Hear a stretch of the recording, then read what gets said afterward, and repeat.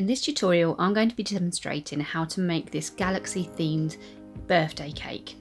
Now, the main process for this cake is smoothing out icing. So we're using butter icing again, but in a different way from the piping tutorial that you were previously shown. Once you've baked your cake, what you're going to want to do is level it off. You'll notice with most cakes, as they bake, you get this domed effect on the top of your cake, and for this particular cake I want a flat surface to work upon. So I'm carefully using a bread knife in order to cut off the top of the cake. So this is a sawing motion. You need to be very careful when using the knife, especially as you're cutting towards your hand.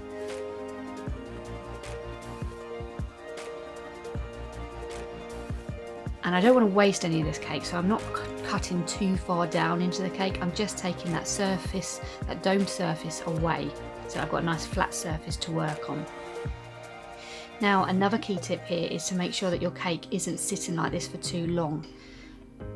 What can happen, obviously depending on what your kitchen's like and how dry the atmosphere is, you've kind of exposed the inside of your cake, so it could start to dry out. So you want to work fairly quickly, so don't cut your cake and then think, oh, I'll come back to the icing in a couple of hours. You want to be putting your icing on to create that protective layer sooner rather than later. Now, I've mixed my gel colorants into my butter icing into a bowl like we did with the water icing for this. So I've got two different colours. I've got purple and a blue, and I've gone for a much softer purple this time, so I've hardly put any of the gel colorant in, and I am just using a palette knife to almost randomly splodge onto the side of the cake to get the effect that I want to for this cake. You don't have to be too precise or neat. This also means that you can work quite quickly with it. So now I'm filling in the gaps with my alternative colour.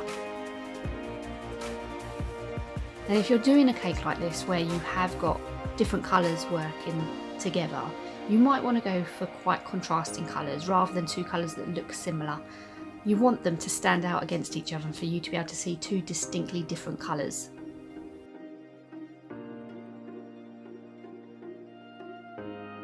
Now I'm about to use something called an icing spreader. So this is a specialist piece of equipment, but you don't have to use one of these. You can use a butter knife, and I'll show you that technique as well. So a cake spreader is pretty good, especially if you're working for particularly tall cakes, because the width of the blade enables you to spread the icing in one go. So all I'm doing now is spinning the cake, and again, this is a specialist piece of equipment, but you could just have it on a plate and you could be turning the plate. Here I noticed that I needed a little bit more icing as there were some gaps I wanted to fill. And again, because of the nature of how this is going to look, you don't need to fuss too much. So I've switched now to a palette knife, so you can use a palette knife to the same effect. And then I'm scraping off the excess, because what I want is a fairly even effect with the icing. So where there's gaps, I'm just going back and filling them in, and then going back with the palette knife or the spreader in order to get a nice even finish. Don't worry too much about the mess on the cake stand or the plate. You can clean that up afterwards.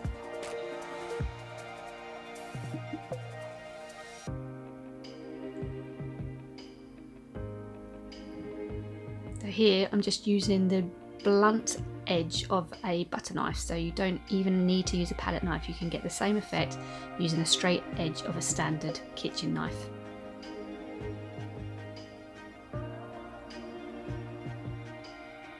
Now, you might have seen something called a naked cake. They're often quite popular with weddings nowadays, where they use really minimal amount of icing and scrape it right back to the sponge. So again, the same technique would be used. You'd be putting the icing on the edge of the cake and then use a spreader of some kind to even it out.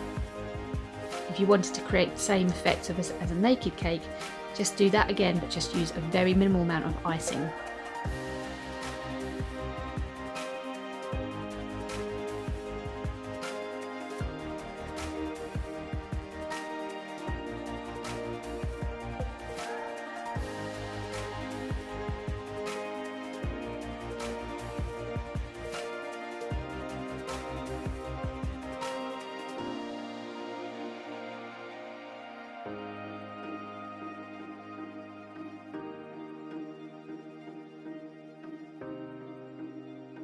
Like I said, you can go back and clean up your base afterwards, so just using a bit of kitchen towel or a clean cloth to smarten up your board again. And now I'm using the same process to decorate the top of the cake. So again, just splodging it on fairly randomly, not fussing too much about it. It doesn't have to be neat at this point. We're just applying the butter icing. Now what you might find is if you're working in a hot kitchen, your butter icing is going to start melting and it's going to be a lot harder to control on your cake.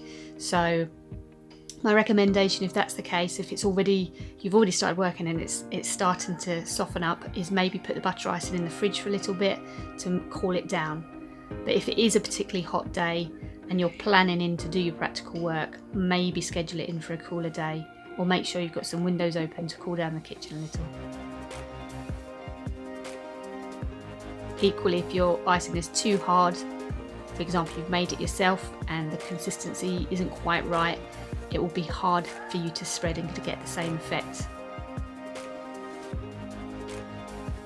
Again, just using the palette knife to spread over the top of the cake and get that nice mixture of the different colours.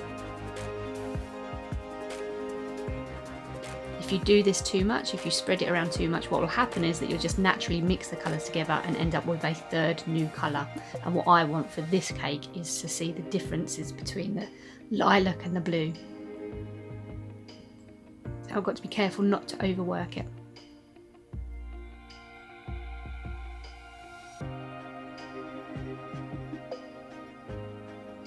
Just so that you're aware for time-wise as well, this video has been sped up. So it's going twice as fast as actually how we did it real time. So don't feel like when you're doing your cake that it's taking you too long, because we've cheated a little bit with the video. And once you're happy with the surface, then obviously you can think about other ways that you can add further decoration. And there are so many different ways you can do this, and if you haven't already, it might be worth just doing some further research on other decorative techniques or other ways to add further decoration to an iced cake. So we've used fruits and we've used icing sugar, and we've used sprinkles, for example, but you can use chocolate in a variety of ways. For example, creating shards that you can then put into the cake. So that might be something you want to experiment with. If you're really, really efficient in the kitchen, you might even want to have a go at making your own caramel and making shapes out of caramel. This is quite a high skill though, so it's not something I would recommend very young learners do without supervision.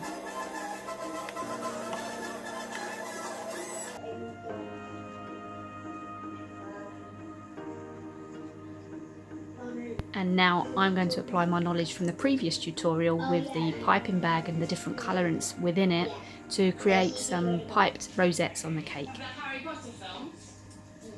No, he just says that one. That's strange. So this is a good example of showing you how you can use the same ingredients. So I'm still using butter icing, but I've used them in two different ways on the one cake. So I've used it to spoon on and then use a palette knife to spread over the cake, and then I'm piping it on to give myself different effects on the cake. Oh, nice. This is also a good way of making sure you're not wasting ingredients. If you've already got the butter icing made up, then it makes sense to use that rather than using a separate ingredient altogether. And then finally, I've decided I'm going to add sprinkles onto my cake. Now, again, there's different ways you could do this. You could just scatter it all over the cake, or you could place them carefully.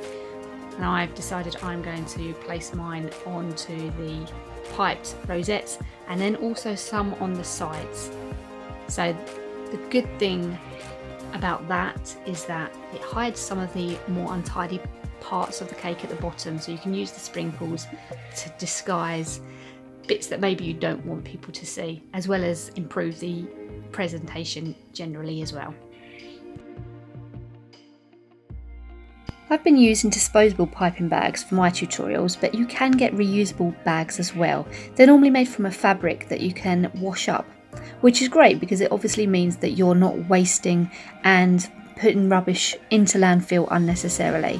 And it also means that although that there's an initial extra startup cost with that piping bag, it will be slightly more expensive than the disposable ones. In the long term, if you're going to be continually completing cake decorating, then actually it will save you money. The benefit with the disposable piping bag is that obviously after you have used it and you've cut out the nozzle, you don't need to then worry about washing it up. It can go straight in the bin. So in terms of time wise, it saves you time. However, it's a negative in terms of the environment and the impact on single-use plastics.